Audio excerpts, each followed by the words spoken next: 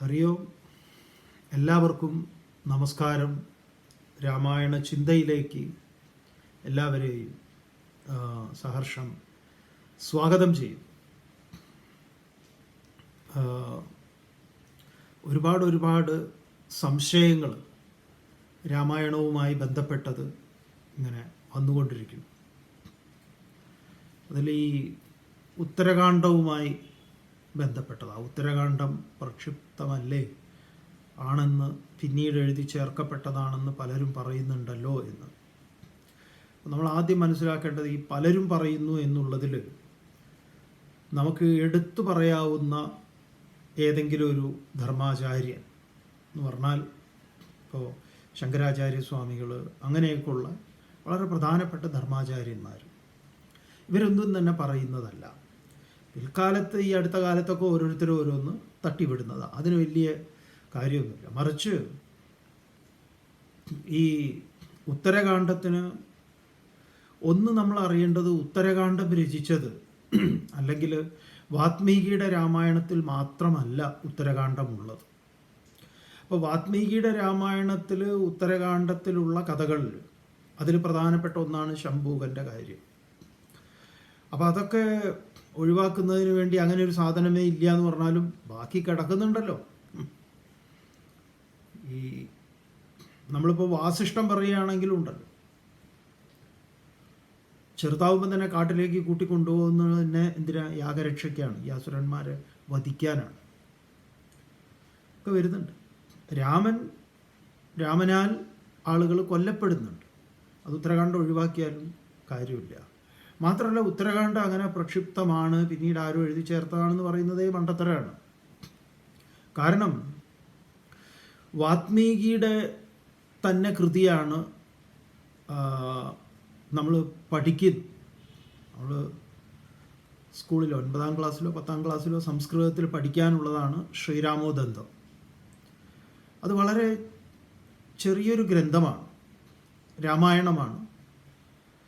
അതിൽ ഈ പറഞ്ഞ എല്ലാ കാണ്ഡങ്ങളും, ഉത്തരകാണ്ഡവും ഉണ്ട്, 7 കാണ്ഡങ്ങളും ഉണ്ട്. അപ്പോൾ ഉത്തരകാണ്ഡം, വ്യാസരുടെ അധ്യാത്മ രാമായണത്തിൽ ഉത്തരകാണ്ഡം ഇല്ലേ എന്ന് ചോദിച്ചാൽ ഉത്തരകാണ്ഡം ഉണ്ട്. കമ്പർ എഴുതിയിട്ടുള്ള കമ്പരാമായണത്തിൽ ഉത്തരകാണ്ഡം ഇല്ലേ? ഉണ്ട്, ഉത്തരകാണ്ഡമുണ്ട്. അപ്പോൾ എല്ലാവരും ഉത്തരകാണ്ഡത്തെ പറഞ്ഞുകൊണ്ട് കഥ പറയുന്നുണ്ട്. ഇപ്പോൾ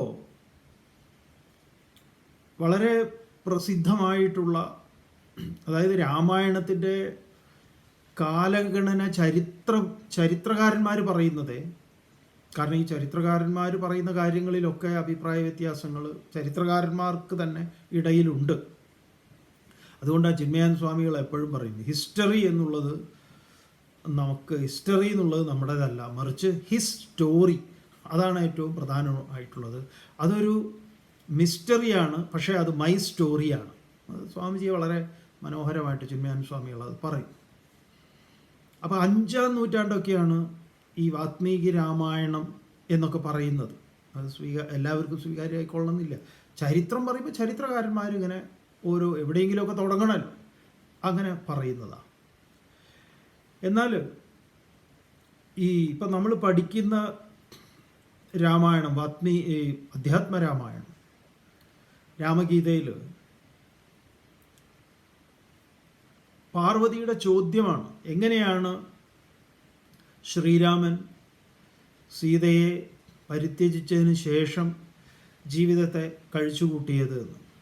അപ്പോൾ അത് തുടങ്ങുന്നത് തന്നെ ശ്രീ മഹാദേവ ഉവാച തതോ ജഗന്മംഗളമംഗളാത്മനാ വിധായ രാമായണ കീർത്തിമുത്തമാം ചചാര പൂർവാചരിതം രഘുത്തമോ രാജർഷിവര്യൈരഭിസേവിതം യഥാ.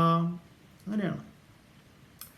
എങ്ങനെയാണോ രാമൻ ലോകത്തിന് മംഗളത്തെ പ്രദാനം ചെയ്യുന്ന ആ മംഗളമൂർത്തി, ജഗന്മംഗളമംഗളാത്മന എന്നാണ്, പ്രപഞ്ചത്തിന് മുഴുവൻ മംഗളമേകുന്നവനാണ് അവൻ. വിധായ രാമായണ കീർത്തിം ഉത്തമാം രാമായണ കീർത്തിം വിധായ, രാമായണത്തിൻ്റെ കീർത്തിയെ പ്രചരിപ്പിച്ചുകൊണ്ട്. അപ്പോൾ ഈ രാമായണ കീർത്തി നടക്കുന്നത് പല കവികളിലൂടെയാണ്, പല ആചാര്യന്മാരിലൂടെയാണ്. അത് നമുക്ക് മനസ്സിലാക്കാൻ സാധിക്കും. അപ്പം നമ്മൾ ഏത് രാമായണത്തിൽ നിന്നാണ്, ഇപ്പോൾ ഓരോരുത്തർ ഈ പറഞ്ഞതുപോലെ അന്തവും കുന്തവും ഇല്ലാത്ത ഓരോന്നൊക്കെ പറയുന്നുണ്ട്. ചിലർ നമുക്ക് വാട്സാപ്പിൽ അയച്ചു തരുമ്പോൾ നമ്മൾ പറയുന്നുണ്ട് ദയവ് ഇത് ഇങ്ങനത്തെ അയക്കരുത് എന്ന്. കാരണം വെളിവില്ലാത്ത കാര്യങ്ങളൊക്കെയാണ് പറയുന്നത്. ബാലിവധത്തെക്കുറിച്ച്, ഇത്തരം കാര്യങ്ങളെക്കുറിച്ചൊക്കെ. അതിനെല്ലാം തത്വചിന്തയുണ്ട്. സംഭവിച്ച ചിന്മയാനന്ദ സ്വാമികൾ തന്നെ വളരെ മനോഹരമായിട്ട് രാമായണത്തെ സംക്ഷിപ്തമായിട്ട് അതിൻ്റെ കഥയുടെ രത്നച്ചുരുക്കം പറയുന്നുണ്ട്. The art of God symbolism എന്ന് പറയുന്ന പുസ്തകത്തിൽ സ്വാമിജി പറയുന്നുണ്ട് ഈശ്വരൻ്റെ രൂപകൽപ്പനയിലെ ചമൽക്കാരങ്ങൾ എന്നുള്ളിടത്ത്. അപ്പം രാമൻ ആരാണ്, സീത ആരാണ്, രാവണൻ ആരാണ്, ലക്ഷ്മണൻ ആരാണ്, ഈ പറഞ്ഞ ബാലി സുഗ്രീവ വധത്തിൻ്റെ താല്പര്യങ്ങളൊക്കെ പറയുന്നുണ്ട് തത്വചിന്തയിൽ. നമ്മൾ ഓരോരോ സന്ദർഭങ്ങളിൽ അത് പറയാം. അതിലൂടെ അല്ലാതെ നിങ്ങൾക്ക് ഇതിനൊരു ഉത്തരവില്ല എന്ന് നമ്മൾ പല ആവർത്തി പറയുന്നത് അതുകൊണ്ടാണ്. എന്തായാലും പല ആചാര്യന്മാരിലൂടെ, അപ്പോൾ 5-ാം നൂറ്റാണ്ടിനെ കുറിച്ച് വാത്മീകിയുടെ ഇത് പറയുമ്പോൾ പ്രസിദ്ധമായ 8-ാം നൂറ്റാണ്ടിലെ 7-8 നൂറ്റാണ്ടുകളിൽ എന്ന് പറയപ്പെടുന്ന ആളാണ് ഭവഭൂതി. ഈ ഭവഭൂതി സംസ്കൃത നാടകരചനയിൽ അതിപ്രസിദ്ധനായിട്ടുള്ള ആളാണ്. ഇന്നും പഠിക്കാനുണ്ട്. സംസ്കൃത കോളേജിലൊക്കെ പഠിക്കുന്നവർക്ക് സംസ്കൃതത്തെക്കുറിച്ച് പഠിക്കുമ്പം ഭവഭൂതിയുടെ ഉത്തര രാമചരിതം എന്തായാലും പഠിക്കും. കാരണം ഭവഭൂതിയുടെ കൃതികളിൽ ഏറ്റവും പ്രധാനപ്പെട്ട ഒന്ന് ഉത്തര രാമചരിതമാണ്, നാടകമാണ്. ഈ ഭവഭൂതിയും ഭാസനും കാളിദാസനും ബാണനും ഭട്ടനും ഒക്കെ ഈ മഹാഭാരതത്തിലെ സന്ദർഭങ്ങളും രാമായണത്തിലെ സന്ദർഭങ്ങളും ഒക്കെ എടുത്ത് പ്രയോഗിച്ചിട്ടുണ്ട്.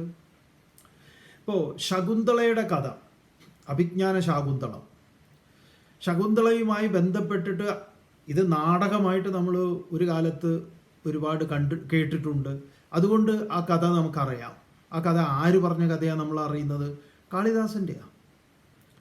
പക്ഷേ നമ്മൾ മഹാഭാരതത്തിൽ നിന്ന് ശകുന്തളയും ദുഷ്യന്തൻ്റെയും കാര്യം പറയുമ്പോഴോ, ശരിക്കു പറഞ്ഞാൽ ഈ കാളിദാസൻ ഈ ശാകുന്തളത്തിലൂടെ ദുഷ്യന്തനെ വെളുപ്പിച്ചെടുക്കുന്നതാണ്. നമ്മൾ ഇപ്പോഴത്തെ പുതിയ ഭാഷ പറയുമ്പോൾ അദ്ദേഹത്തിൻ്റെ മറവി രോഗവും കാര്യങ്ങളൊക്കെ പറയുന്നത്. പക്ഷേ വ്യാസർ അവതരിപ്പിക്കുന്നതുണ്ടല്ലോ, അതിൽ ഇവർ കൊട്ടാരത്തിൽ പോയിട്ട് ദുഷ്യന്തനോട് പറയുന്ന കുറേ വാക്കുകളൊക്കെ ഉണ്ട്. അതിഗംഭീരമായിട്ട് ഒരക്ഷരമിണ്ടാൻ പറ്റാത്ത നിസ്സഹായനായിട്ട് തലകുനിച്ച് നിൽക്കുന്ന, അങ്ങനെ അവരവിടെ കൊട്ടാരത്തിൽ നിന്ന് ഇറങ്ങിപ്പോരുന്നുണ്ട്. അതിഗംഭീരമായിട്ടാണ് വ്യാസർ അത് അവതരിപ്പിക്കുന്നത്. അങ്ങനെയല്ല കാളിദാസൻ അവതരിപ്പിക്കുന്നത്. അപ്പോൾ പറഞ്ഞു വന്നത്, ഈ രാമായണത്തെയും മഹാഭാരതത്തിലെ ഓരോരോ സന്ദർഭങ്ങളെ എടുത്ത് അക്കാലത്ത് തന്നെ പല വിധത്തിലുള്ള പ്രചാരങ്ങൾ ഉണ്ടായിട്ടുണ്ട്, പല വിധത്തിൽ അവർ ചെയ്തിട്ടുണ്ട്. ഇപ്പം നമ്മൾ പറയുന്ന ഈ തുഞ്ചത്ത് എഴുത്തച്ഛൻ്റെ രാമായണം, ഇത് എഴുത്തച്ഛൻ മാത്രമാണോ ഇങ്ങനെ മലയാളത്തിലേക്ക് രൂപാന്തരം ചെയ്തിട്ടുള്ളത്? അല്ല. കൊട്ടാരത്തിൽ ശങ്കുണ്ണിയുടെ രാമായണം നമുക്ക് വളരെ ഇഷ്ടമുള്ള ഒന്നാണ്. കുറേയും നമുക്ക് തോന്നുന്നത് അത് കുറേയും കൂടെ ഓരോരുത്തർക്ക് തോന്നുന്നതാണ്. ചിലർക്ക് വള്ളത്തോളിൻ്റേതാണ് കൂടുതൽ താത്പര്യം. ഇവരാരും കൊട്ടാരത്തിൽ ശങ്കുണ്ണിയോ വള്ളത്തോളോ അതുപോലെ നമ്മുടെ എഴുത്തച്ഛനോ ആര് വലുത് ആര് ചെറുത് എന്നുള്ള ചോദ്യമൊന്നുമില്ല. ഓരോരുത്തരുടെ മനസ്സിനെ ആകർഷിക്കുന്നതാണ്. അപ്പം ഈ ഭവഭൂതി നമ്മളെന്താ പറയുന്നതെന്ന് പറഞ്ഞു കഴിഞ്ഞാൽ, ഇതെല്ലാം ഇതിൻ്റെയൊക്കെ ഒരു താല്പര്യമുണ്ട്. ഈ താല്പര്യത്തെ ഇവരെല്ലാവരും മുൻനിർത്തിക്കൊണ്ട് തന്നെ എന്താണ്, ഈ മൂല്യങ്ങളെ അതിൽ അതിമനോഹരമായിട്ട് പറയും. അപ്പം ഈ ഭവഭൂതി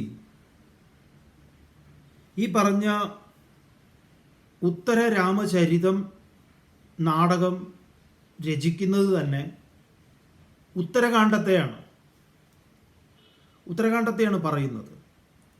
അപ്പോൾ അതിൽ ഈ ഉത്തരകാണ്ഡം പറയുന്നിടത്ത് ആ ഉത്തരകാണ്ഡം പറയുന്നത് ഒരു വളരെ മനോഹരമായ രീതിയിലാണ്.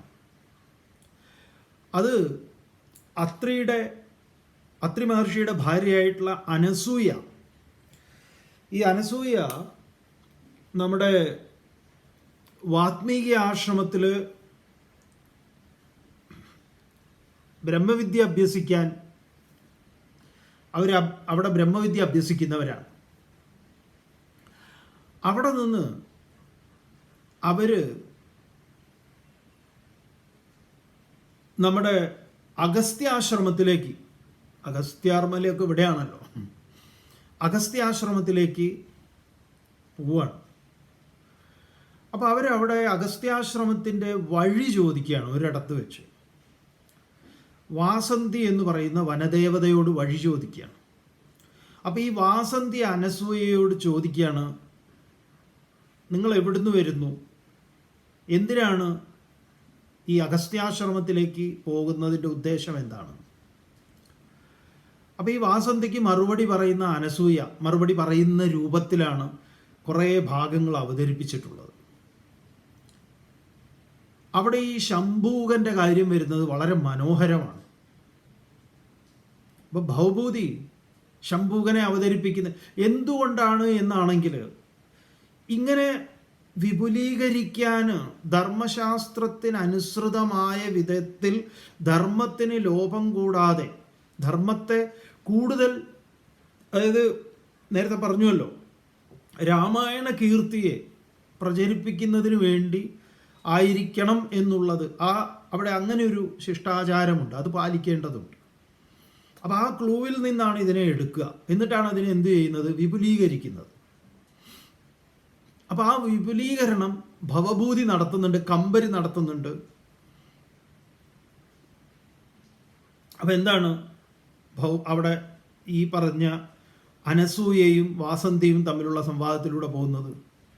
അപ്പം അതിന് ഈ വാസന്തി ചോദിക്കുന്ന ചോദ്യങ്ങളാണ്, അതിന് ഉത്തരം പറയുക. അപ്പം നിങ്ങൾ എന്തിനാണ് നിങ്ങൾ എവിടുന്നാണ് വരുന്നതെന്ന് ചോദിച്ചപ്പോഴാണ് ഈ വാത്മീകി ആശ്രമത്തിൽ നിന്നിട്ട് പിന്നെ പഠിക്കാൻ പോണതോ ഈ പറഞ്ഞ അഗസ്ത്യാശ്രമത്തിലേക്ക്. ഇതെന്താണിത്?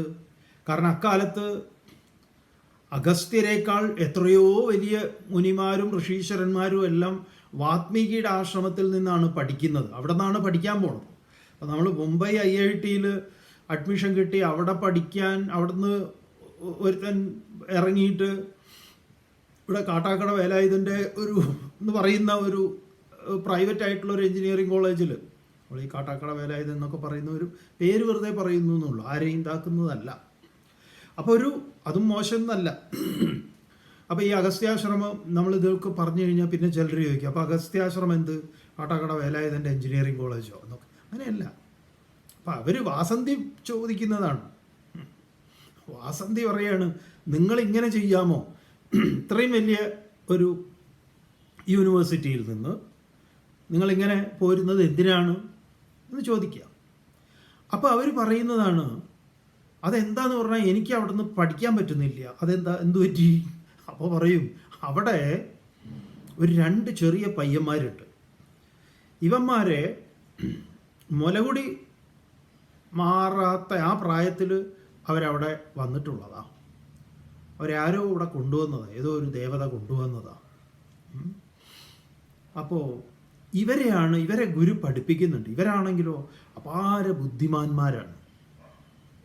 അപ്പോൾ ഇവർക്ക് ഗുരു പറയുന്നത് എങ്ങനെയാണെന്ന് പറഞ്ഞാൽ, ഗുരു പറയുമ്പം ഗുരു അങ്ങോട്ട് പറയും. പക്ഷേ ഈ ഗ്രഹണ സാമർഥ്യം അവരുടെ കപ്പാസിറ്റിയാണ്.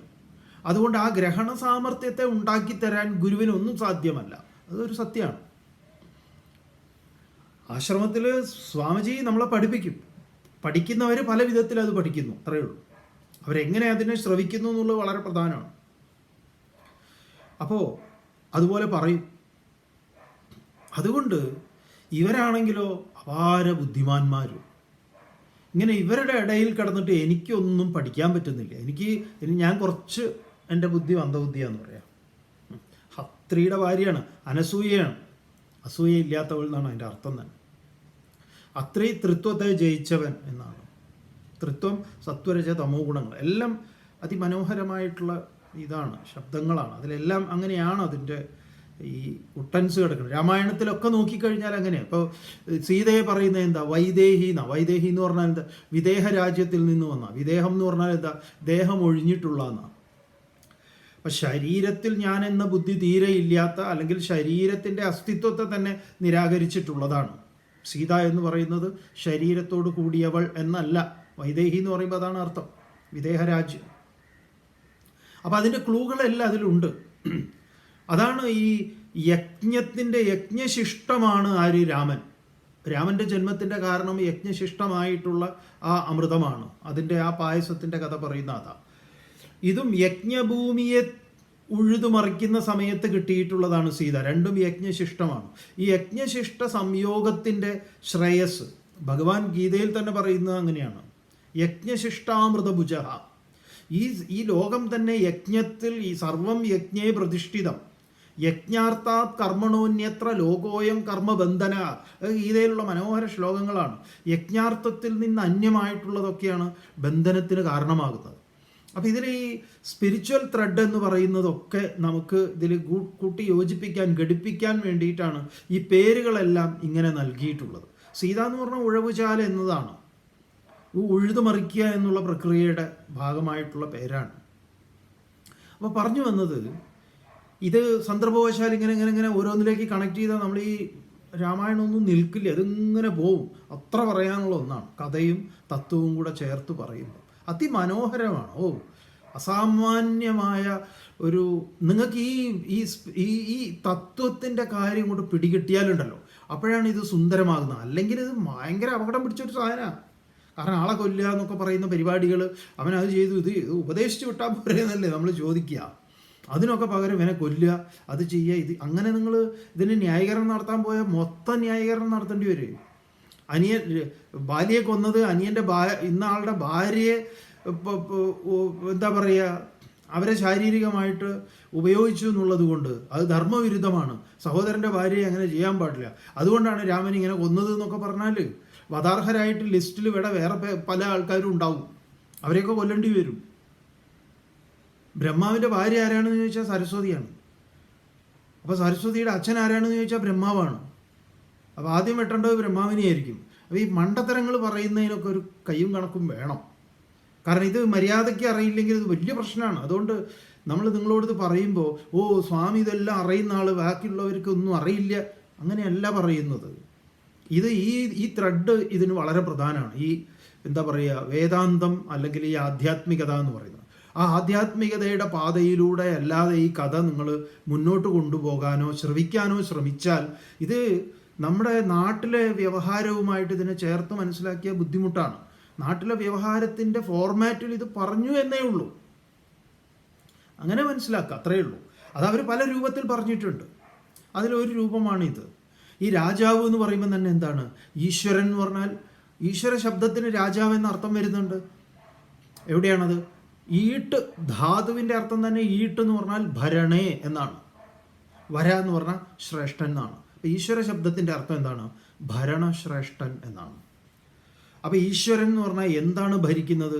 പഞ്ചായത്ത് ഭരിക്കുക, ഒരു രാജ്യത്തെ ജനങ്ങളെ ഭരിക്കുക എന്ന് മാത്രമാണോ? അല്ല, ഈ പ്രപഞ്ചത്തെ മുഴുവൻ. അപ്പോൾ ആ ഭരണകർത്താവിനെ നമുക്ക് എവിടെയും പ്രയോഗിക്കാം. നമ്മളെ ഭരിക്കുന്നുണ്ട്. ശരി, നമുക്ക് ഈ ഭവഭൂതിയുടെ ഉത്തരരാമചരിതം നോക്കാം.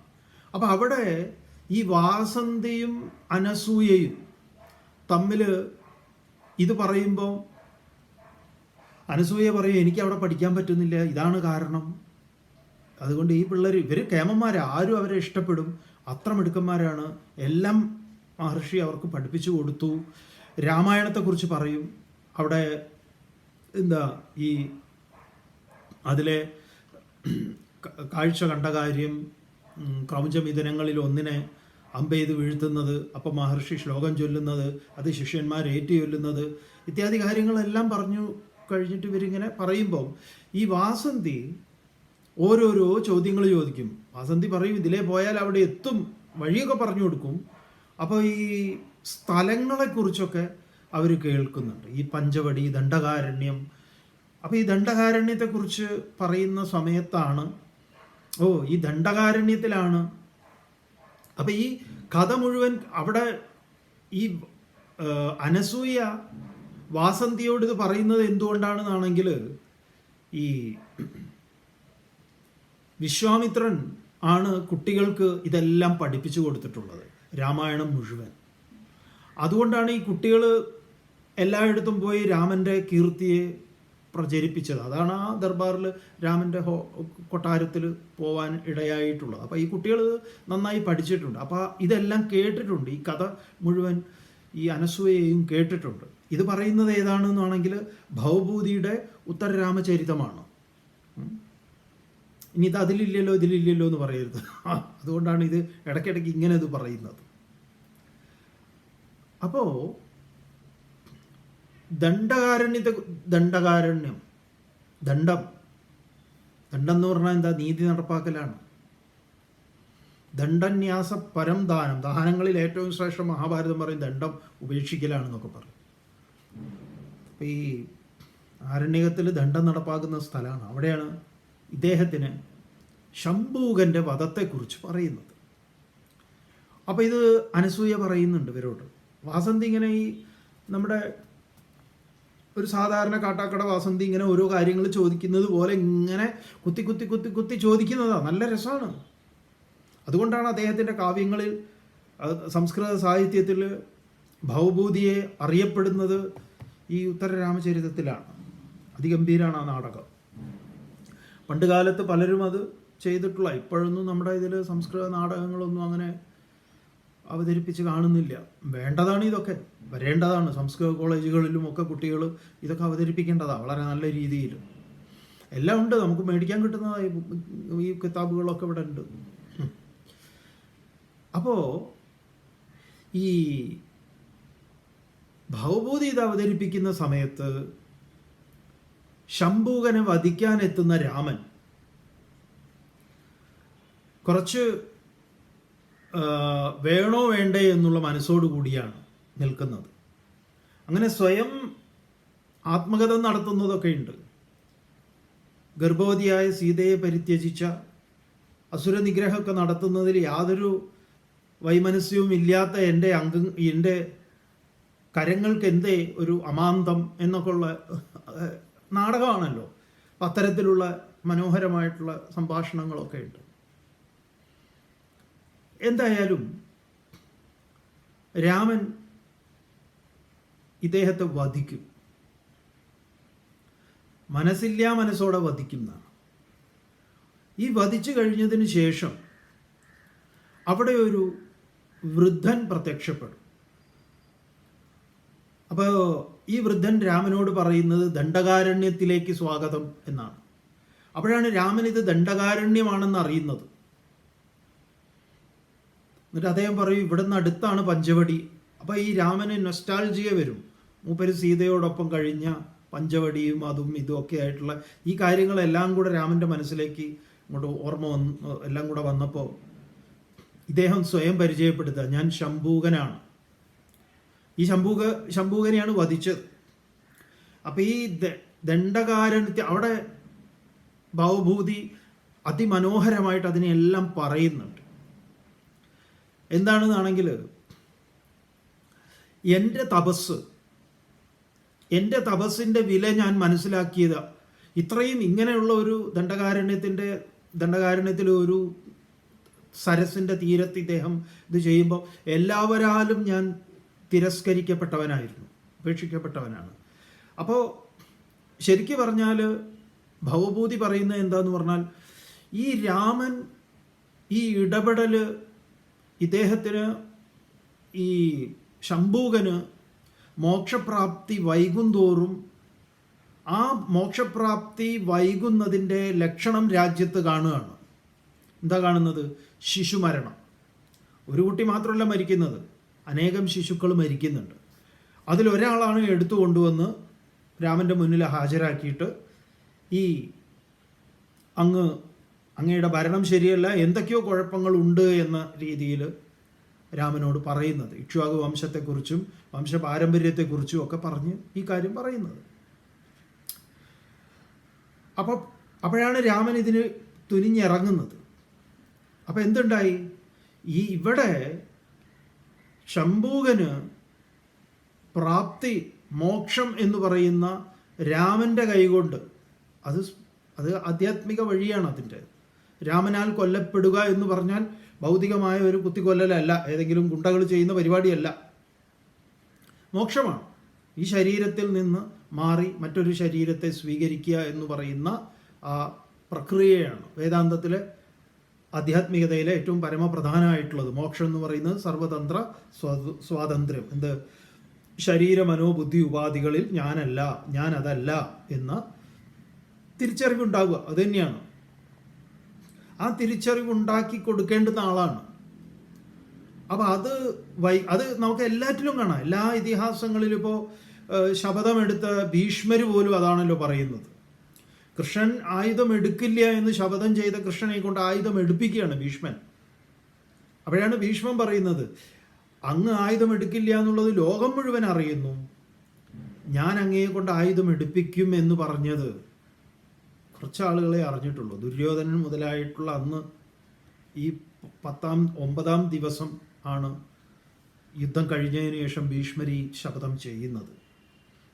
അപ്പോൾ എൻ്റെ ഹൃദയാന്തർഭാഗത്തിരുന്ന്, ഹൃദ്ദേശേ തിഷ്ഠതി എന്നാണല്ലോ, എൻ്റെ ഹൃദയാന്തർഭാഗത്തിരുന്ന് അങ്ങത് കേൾക്കുകയും ആ സത്യത്തെ, എൻ്റെ പ്രാർത്ഥനയെ സഫലമാക്കാൻ എൻ്റെ മുന്നിൽ ഇതാ രഥചക്രം ആയുധമായിക്കൊണ്ട് വന്നിട്ടുള്ള അങ്ങ് എത്ര കാരുണ്യവാനാണെന്ന് പറയുന്ന ആ ഭാഗം.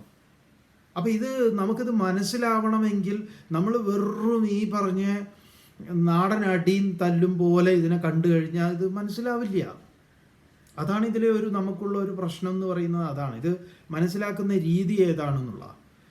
അതാണ് നമ്മൾ ഇന്നലെയും പറയുന്നത്. ബാക്കിയുള്ളതിൽ ഒന്നിലും നമുക്കൊരു സംശയവുമില്ല. ഈ രാമൻ്റെ ജന്മത്തെക്കുറിച്ചോ സീതയുടെ ജന്മത്തെക്കുറിച്ചോ ഒന്നും ഒരു സംശയമില്ല.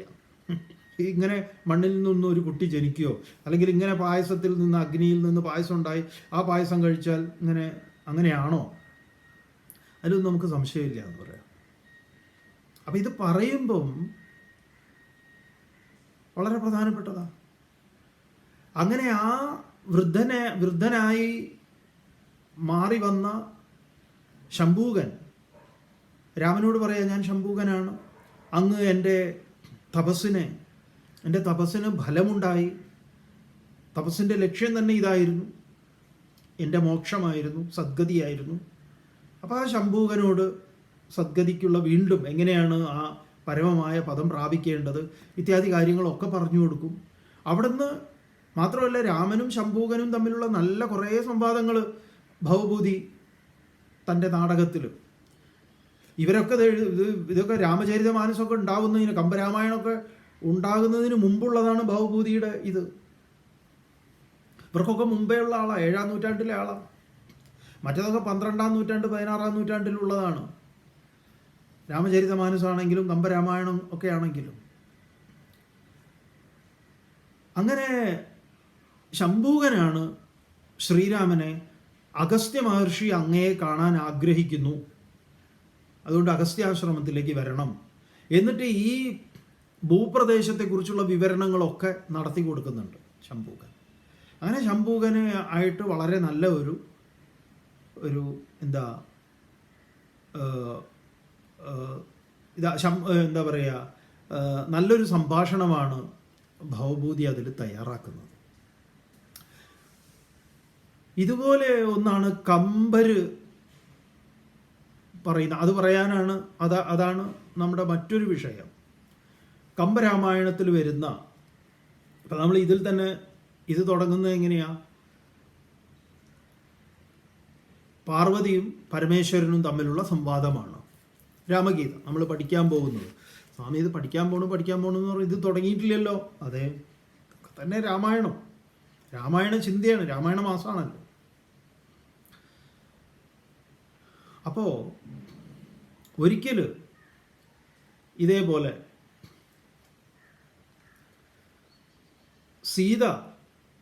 സീതാദേവി വെള്ളമെടുക്കാൻ വേണ്ടി നദീതീരത്തേക്ക് പോവുകയാണ്.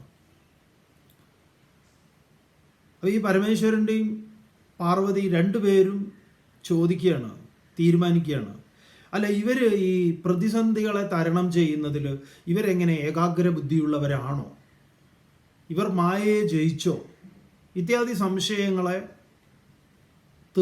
തീർക്കേണ്ടതുണ്ട് ഇവർക്ക് രണ്ടുപേർക്കും. എന്നിട്ട് വേണമല്ലോ ഇവരുടെ യശസ്സിനെ കുറിച്ചൊക്കെ പറയാൻ. അങ്ങനെ ഇവരെ പരീക്ഷിക്കുന്നതാണ് ഒരു സന്ദർഭം കമ്പരാമായണം പറയുന്നത്. അപ്പോൾ നമ്മൾ എന്തിനാണ് ഇതൊക്കെ പറയുന്നതെന്ന് പറഞ്ഞാൽ, മഹാത്മാക്കളായിട്ടുള്ള ഋഷീശ്വരന്മാർ, ഗുരുക്കന്മാർ ഈ രാമകഥ അതിമനോഹരമായിട്ട് അവതരിപ്പിച്ചിട്ടുണ്ട് ഈ ഭൂമിയിൽ. ഒരാളല്ല, നിങ്ങൾ വെറും ചിത്രകഥയിൽ അവർ അവതരിപ്പിച്ചിട്ടുണ്ട്, അത് വേറെ. അത് മാത്രമല്ല, അപ്പോൾ ഇതിൽ ഈ കാര്യം മനസ്സിലാക്കിയാൽ നമുക്കിത് നന്നായി ഈ പറഞ്ഞ കമ്പരാണെങ്കിലും ഗോസ്വാമി തുളസീദാസനെയും വാത്മീകിയെയും വ്യാസരെയും എല്ലാം നമുക്ക് ഭവഭൂതിയെയും ഒക്കെ ആസ്വദിക്കാം. അപ്പോൾ സീതാദേവി വെള്ളം എടുക്കാൻ പോവുക. അപ്പോൾ വെള്ളം എടുക്കാൻ പോകുമ്പോൾ അവിടെ തടാകത്തിലുണ്ട് രാമൻ, മൂപ്പരിങ്ങനെ മതിച്ച് കളിക്കുക വെള്ളത്തിൽ. അപ്പോൾ സീത നോക്കിയപ്പം ചിരിച്ചുകൊണ്ട് ചോദിക്കുക, എന്താ താമസിച്ചത്, വരൂ ഇറങ്ങൂ ഇതിലേക്ക് എന്ന് പറഞ്ഞു. അപ്പോൾ സീതയൊന്ന് സൂക്ഷിച്ച് നോക്കി, ആരടാ ഇത് എന്ന്. അപ്പോൾ സീതയ്ക്ക് മനസ്സിലായി ഇതൊരു ഉഡായിപ്പാണ്. ആരുടെ ഉഡായിപ്പാണ് ഇത്? രാമനല്ല. പെട്ടെന്ന് സീതയ്ക്ക് മനസ്സിലായി ഇത് ശിവനാണ്, പരമശിവനാണ്. അപ്പം മൂപ്പര് വേഷം മാറിയിട്ടുണ്ട്, രാമൻ്റെ വേഷം സ്വീകരിച്ചിട്ടുണ്ട്, രാമൻ്റെ ശബ്ദവും സ്വീകരിച്ചിട്ടുണ്ട്. അങ്ങനെയാണ് സംസാരിക്കുന്നത്. അപ്പം സീത ഒന്നും അറിയാത്തതുപോലെ അങ്ങോട്ട് മറുപടി പറഞ്ഞു. സീത ചോദിച്ചു, ദേവന് നമസ്കാരം. ഇവരുടെ ഔപചാരികമായ രീതിയുണ്ടല്ലോ. അതിപ്പോൾ നമ്മൾ വീട്ടിൽ പറയുന്നത് പോലെ എടി ഒരു ഗ്ലാസ് വെള്ളം കൊണ്ട് എടുക്കുന്നൊന്നും നമ്മൾ രാമായണത്തിലൊന്നും കാണില്ല. മഹാഭാരതത്തിൽ ഏതിൽ നോക്കിയാലും ഭവതി എനിക്ക് അല്പം ജലം തന്നാലും, അല്ലയോ ദേവ അങ്ങയുടെ അതരങ്ങൾ ജലത്തിനായി ആഗ്രഹിക്കുന്നു എന്നത് അറിയാൻ വൈകിയതിൽ എന്നോട് ക്ഷമിക്കണം. എത്രയും പെട്ടെന്ന് അങ്ങയുടെ ആഗ്രഹ നിവൃത്തി സാധിപ്പിക്കുന്നതാണ് എന്ന മട്ടിലൊക്കെയാണ് ഇവരൊരു ഗ്ലാസ് വെള്ളം കൊടുക്കുക. നമ്മുടെ പോലെയല്ല. എടി കഴുതേ, നിന്നോട് ഞാൻ എപ്പോഴും പറയാറില്ലേ, ഒരു ഡൈനിങ് ടേബിളിൽ ഇവിടെ ഒരു പാത്രത്തിൽ കുറച്ച് വെള്ളം വെക്കണമെന്ന്. മനുഷ്യന്മാർ ദാഹിച്ച് വരുമ്പോൾ ഇത് വെള്ളം നോക്കിയാൽ കാണൂല. അപ്പോൾ അവരും പറയും, അല്ല നിങ്ങൾക്കെന്താ പണി, നിങ്ങൾക്കെന്താ എടുത്തു വെച്ചാൽ എന്ന്. അതൊന്നും നമ്മൾ എന്തിൽ കാണില്ല, ഇത്തരം ഗ്രന്ഥങ്ങളിലൊന്നും കാണില്ല. അപ്പോൾ ഇവരുടെ രീതി ഇതാണ്. അപ്പോൾ സീത ചോദിക്കുകയാണ്, ദേവ നമസ്കാരം, ദേവൻ ഒറ്റയ്ക്കാണോ വന്നത് എന്ന്. അത് സീത വേറൊരു രൂപത്തിലാണ് ചോദിക്കുന്നത്, അത് വേറൊരു അർത്ഥത്തിലാണ് ചോദിക്കുന്നത്. ഒറ്റയ്ക്കാണോ വന്നത്? മൂപ്പര് വേഷം മാറിയ രാമൻ പറയാ, അതെ ഭവതിയെ ഞാൻ കാത്തല്ലോ, കുറേ സമയം കാത്തു, കാണാഞ്ഞപ്പോൾ ഞാൻ ഇങ്ങോട്ട് ഒറ്റയ്ക്ക് പോന്നു. അപ്പോൾ സീത അടുത്ത കൗണ്ടർ അടിക്കുക, അല്ല ദേവിയെ കൂട്ടാതെ ഒറ്റയ്ക്ക് വന്നത് ശരിയായില്ല. ദേവി അവിടെ കൈലാസത്തിൽ ഒറ്റയ്ക്കായി ഇരിക്കുകയായിരിക്കില്ലേ, ഇപ്പം ദേവി കൂടെ ഉണ്ടായിരുന്നെങ്കിൽ എത്ര നന്നായേനെ എന്നുള്ള ഇത് പറഞ്ഞപ്പം മൂപ്പർക്ക് മനസ്സിലായി, ആളെ മനസ്സിലായി എന്ന്. അപ്പോൾ വേഗം സീതയോട് ക്ഷമാപണം ചെയ്തിട്ട് പറഞ്ഞു, ഞാൻ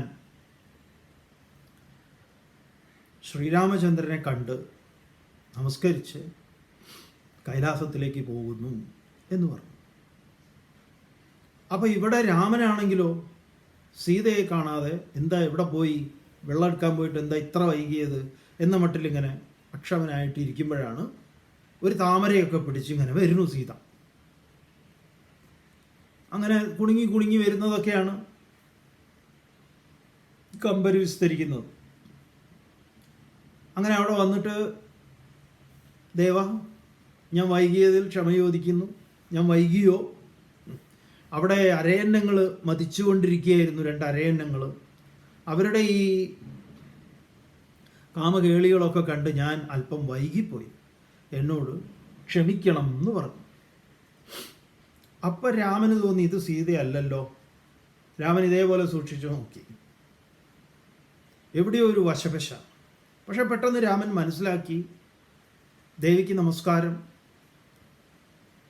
നിങ്ങളെ 2 പേരെയും ഒരുമിച്ചാണല്ലോ കാണാറുള്ളത്. വാമഭാഗം മാത്രം, മറുഭാഗം എന്താണ് ഇല്ലാത്തത്? എന്തുകൊണ്ട് അദ്ദേഹം കൂടെ എഴുന്നള്ളിയില്ല? ഇത് പരമശിവൻ എന്തേ, എവിടെ പോയി എന്ന് രാമൻ അങ്ങോട്ട് വേറൊരു രീതിയിൽ ചോദിച്ചു. ഉടനെ ഈ പറഞ്ഞ പാർവതി രാമനോട് ക്ഷമാപണം നടത്തി, പരീക്ഷയിൽ പാസ്സായി എന്നുള്ളതിൻ്റെ സൂചനയൊക്കെ നൽകി അവർ പോകുന്നു. അപ്പോൾ ഇതെല്ലാം കവികളുടേതായിട്ടുള്ള ധർമ്മത്തെ അവരിതിൽ നിന്ന് പ്രചോദനം ഉൾക്കൊണ്ടുകൊണ്ട് ഈ രാമായണ കീർത്തിയാണ് ഇതിലൂടെ എന്താ പറയുക, ലോകത്ത് പ്രചരിപ്പിക്കുന്നത്. ഇവിടെയും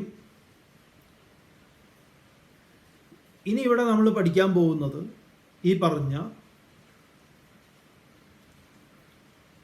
വ്യാസരുടെ അധ്യാത്മരാമായണത്തിൻ്റെ ഉത്തരകാണ്ഡത്തിൽ വരുന്ന വ്യാസരുടെ അധ്യാത്മരാമായണം, വ്യാസരുടെ തന്നെ പുരാണമായിട്ടുള്ള ബ്രഹ്മാണ്ഡ പുരാണത്തിൽ വരുന്നതാണ്. ഇതുപോലെ ഓരോ പുരാണങ്ങളിൽ ഇതുപോലെ പല ഗ്രന്ഥങ്ങളും ഉൾപ്പെടുത്തിയിട്ടുള്ളത് കാണാം. അതിൽ വരും. രാമായണത്തിൻ്റെ സംക്ഷിപ്തമായ രൂപം മഹാഭാരതത്തിലുണ്ട്, സംക്ഷിപ്തമായ രൂപം ശ്രീമദ് ഭാഗവതത്തിലുമുണ്ട്. ഇനി രാമായണത്തിൻ്റെ റൂട്ട് തെരഞ്ഞു പോയി കഴിഞ്ഞാൽ നമുക്ക് വേദങ്ങളിൽ കാണാം. ഇങ്ങനെ വിസ്തരിച്ചിട്ടല്ല എങ്കിലും അപ്പോൾ ഇതിൻ്റെ വിസ്താരങ്ങൾ ആചാര്യന്മാർ നടത്തിയിട്ടുണ്ട്. ഇതില്ലാത്തതാണ്, അതാണ്, ഇതാണ്, ഇതിന് ന്യായീകരണം നമ്മൾ നടത്തുന്നത് വാസ്തവത്തിൽ നമ്മൾ ഈ ആധ്യാത്മികതയെ, ഇതിൻ്റെ രഹസ്യത്തെ തിരിച്ചറിയാത്തത് കൊണ്ടാണ്. അതുകൊണ്ടാണ് ഈ ഉത്തരകാണ്ഡത്തിൽ ഈ പറഞ്ഞ പരമപ്രധാനമായിട്ടുള്ള തത്വപ്രധാനമായിട്ടുള്ള ഭാഗങ്ങളെ ഉൾച്ചേർത്തിരിക്കുന്നത്. ഇവരൊക്കെ എല്ലാ രാമായണങ്ങളിലും ഉത്തരകാണ്ഡം ജ്ഞാനപ്രധാനമായിട്ടുള്ള ഏറ്റവും പരമപ്രധാനമായിട്ടുള്ള ഭാഗമാണ്. അപ്പോൾ ഇവിടെ ശ്രീരാമൻ്റെ ചോദ്യത്തിന് പാർവതിയുടെ ചോദ്യത്തിന് മഹാദേവൻ കൊടുക്കുന്ന ഉത്തരമാണ് ശ്രീരാമഗീതയിൽ വരുന്ന 1-ാമത്തെ ശ്ലോകം. അതെന്താണ്? തതോ ജഗന്മംഗളമംഗളാത്മന വിധായ രാമായണ കീർത്തിമുത്തമാം ചചാര പൂർവാചരിതം രഘുത്തമോ രാജർഷിവര്യൈരഭിസേവിതം യഥാ. തഥാ അനന്തരം രഘുത്തമഃ, രഘുകുലത്തിൽ ഉത്തമനായിട്ടുള്ള രാമൻ, ജഗന്മംഗളമംഗളാത്മന, പ്രപഞ്ചത്തിന് മംഗളത്തെ പ്രദാനം ചെയ്യുന്ന ആള്, ഉത്തമാം രാമായണ കീർത്തിം വിധായ, ഉത്തമമായ രാമായണ കീർത്തിയെ തന്നെ പരത്തിക്കൊണ്ട് രാജർഷിവര്യൈഹി അഭിസേവിതം യഥാ, എപ്രകാരമാണോ പൂർവികന്മാരായിട്ടുള്ള രാജർഷികൾ എന്ന് പറഞ്ഞാൽ രാജാക്കന്മാർ, ഋഷികളായിട്ടുള്ള ജനകൻ മുതലായിട്ടുള്ളവരൊക്കെ ഉണ്ട്, അവരൊക്കെ എങ്ങനെയാണ് രാജ്യം ഭരിച്ചത്, എങ്ങനെയാണ് അവർ ജീവിച്ചത്, അതുപോലെ പൂർവാചരിതം യഥാ ചചാര, അതുപോലെ അവർ രാമൻ മുന്നോട്ട് പോയി എന്ന് പറയാം. എന്നിട്ടോ ഇതിൽ അതിമനോഹരമായിട്ടുള്ള ഒരു ഭാഗം വരുന്നത് എന്താണെന്ന് പറഞ്ഞു കഴിഞ്ഞാൽ, ഈ രാമന് ലക്ഷ്മണൻ സമീപിക്കുന്നു. ആ ലക്ഷ്മണൻ സമീപിച്ച് രാമനോട് ചോദ്യങ്ങൾ ചോദിക്കുന്നതാണ് നമ്മൾ പഠിക്കാൻ പോകുന്ന രാമഗീത. അതിനെക്കുറിച്ച് പരമശിവൻ പറയുന്നതാണ്. സൗമിത്രിണ പൃഷ്ട ഉദാരബുദ്ധിനാ രാമ കഥാ പ്രാഹ പുരാതനീ ശുഭാ രാജ്ഞപ്രമത്തസ്യ